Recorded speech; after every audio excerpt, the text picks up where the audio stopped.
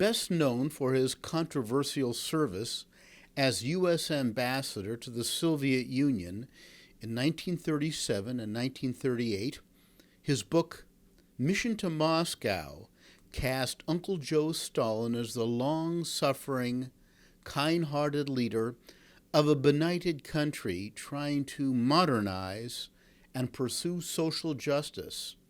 From 1941 to 1943, he was recalled to duty by President Franklin Roosevelt to serve as his personal liaison to Moscow.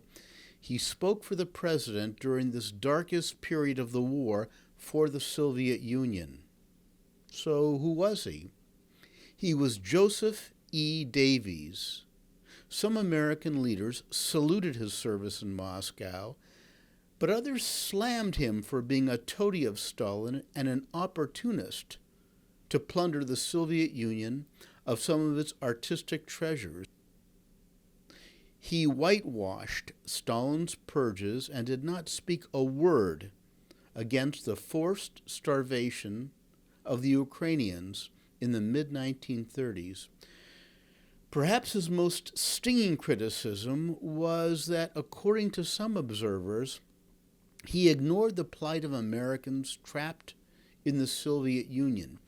Some American families went to the Soviet Union to find employment during the Depression. Others were driven by ideological factors, solidarity.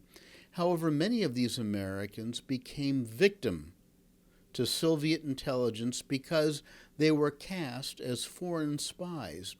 Diplomats at the embassy, including George Kennan, were aghast at Davies' indifference to the situation and half-hearted attempts to locate and rescue these Americans. Wasn't that his key job? His successful book, Mission to Moscow, was made into an unsuccessful movie with wooden performances and predictable lines. As we will see, this movie would be investigated by the House Un-American Activities Committee, or HUAC, after the war was over. His wife was an avid collector of Fabergé eggs, particularly at the desperation discount prices of the 1930s, when few Russians could afford real eggs to feed their starving families. So, was Davies a gullible sycophant for Stalinism or a realistic statesman for Roosevelt during World War II? At the time, the Soviet Union was a strong ally of the United States.